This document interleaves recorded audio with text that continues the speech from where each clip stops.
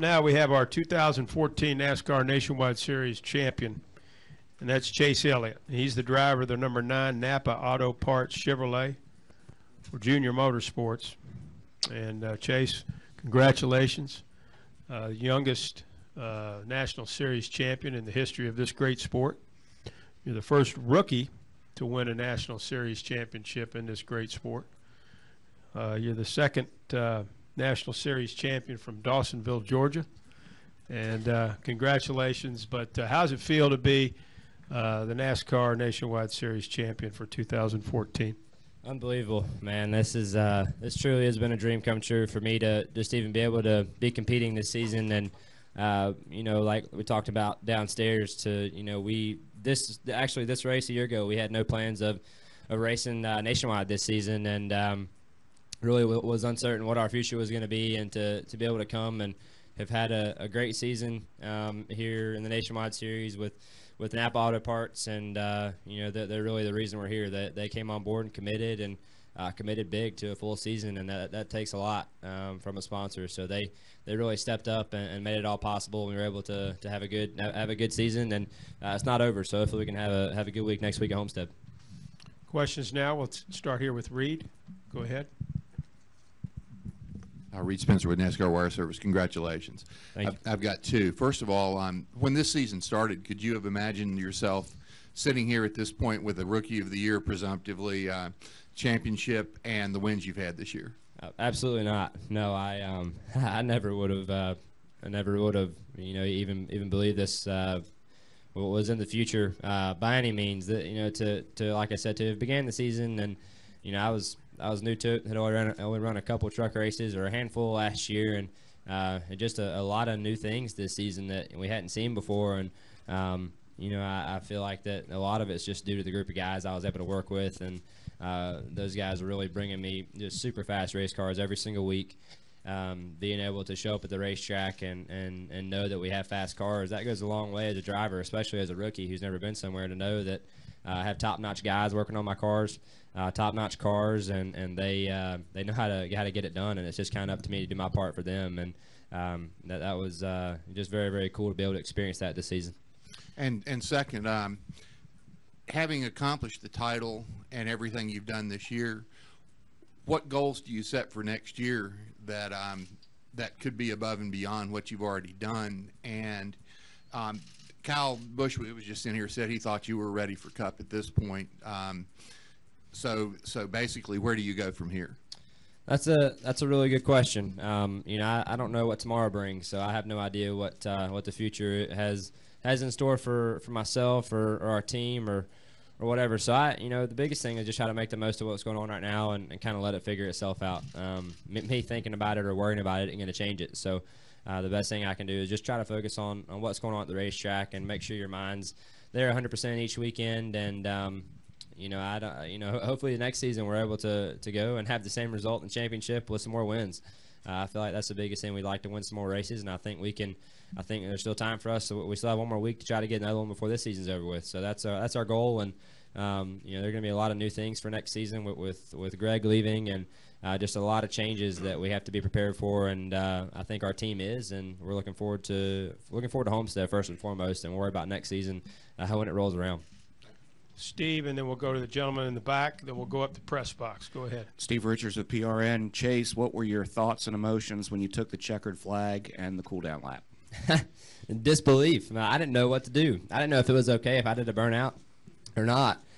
So I did one anyway, because I was too excited not to. So that's just so cool. And I didn't know that restart. Regan had been really good all day, and I guess we had to finish, you know, a spot ahead of him to clinch. And you know, he had been really fast all day long, and I feel like we were maybe on par with him, maybe a little bit off. It just kind of depended upon who was ahead of who and the track position and how it played out. So there at the end, I'm not sure what happened on the restart. I know we ended up 3 wide. They're all 4, and I'm not sure if Regan was the outside car or in the next lane back. And then we had that last caution, and we were able to have a decent restart and wind up 5th, I think. So that was, you know, for us to run around 10th all day long and finish 5th, I feel like was a gain.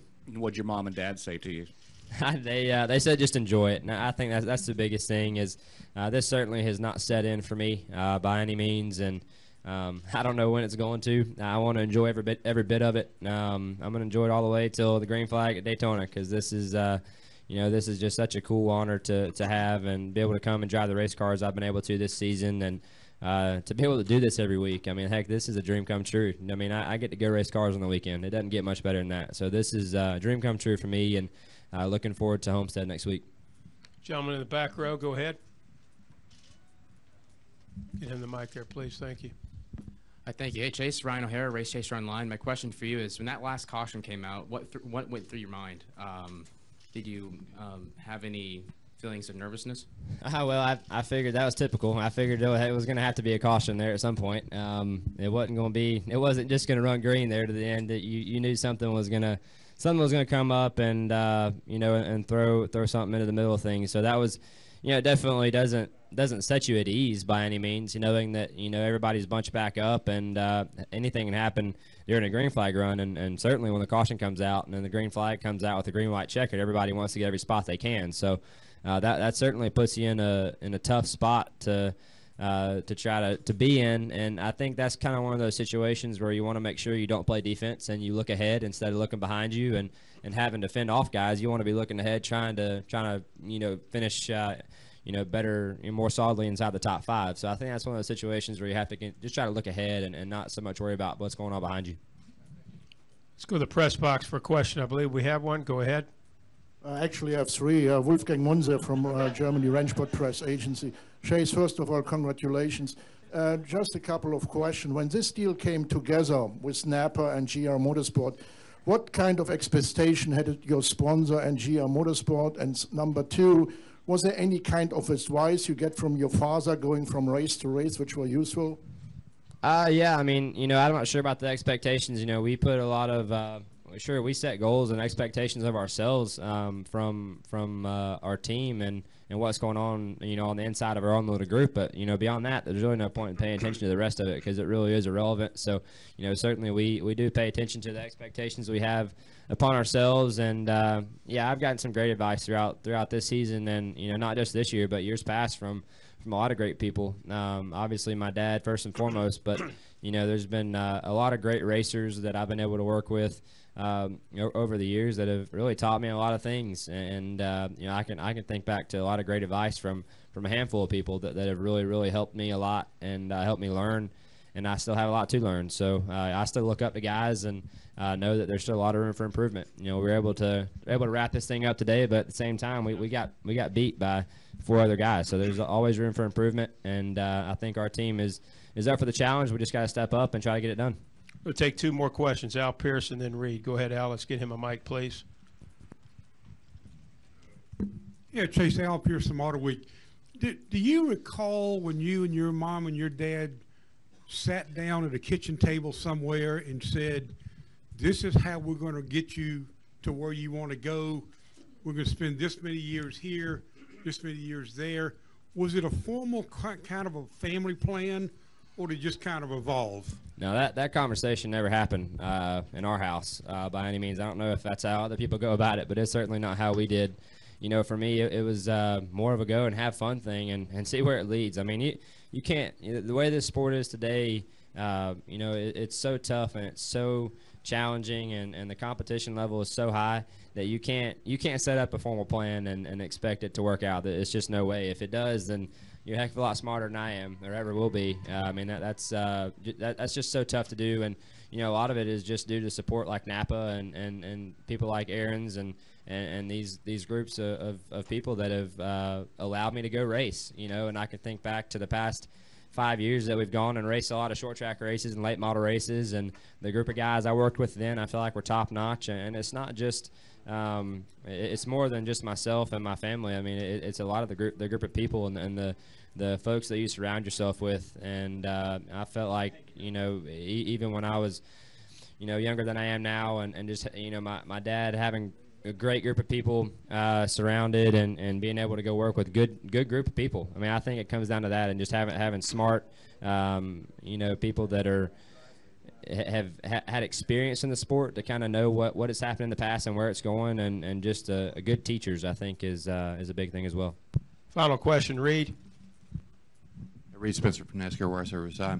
It seemed like your toughest run was when you took lefts. Regan took lefts before that restart at the end there, so I guess Greg didn't tell Ryan that didn't work. Yeah, I don't know. I mean, there was other guys that took lefts that seemed to fire off fine, but we definitely did not. We dropped like a rock whenever we put on left side. So I'm not sure. We got really loose getting in the corner when we did that, and I think at the point in time it was more just to keep up with everybody else. If we had put on 4, we'd have come out last, you know. So that was just a tough box you're put in, especially being in the first run of the race. You'd like to see what those left side tires look like to be able to tee up what you're going to do for the end of the race. So I think that was just a call that Greg had to make to not lose a ton of track position and try to get some knowledge as to what to do for later on in the race. So I think it was a good move on his part, and you know, we did have to bite the bullet and take 4 at some point, and we fell back a long ways, and we were able to have a decent restart and kind of get some of that back pretty quick, and that allowed us to put on 2 rights there at the end, and certainly glad it worked out. Chase Elliott, congratulations on this championship. You're going to be a great champion for NASCAR, and certainly the Elliott family very proud, and certainly your father going into the Hall of Fame in 2015. It's really cool to see another Hall of Famer step in here, Dale Jarrett. So congratulations on the win today. Thank you. I appreciate it, guys.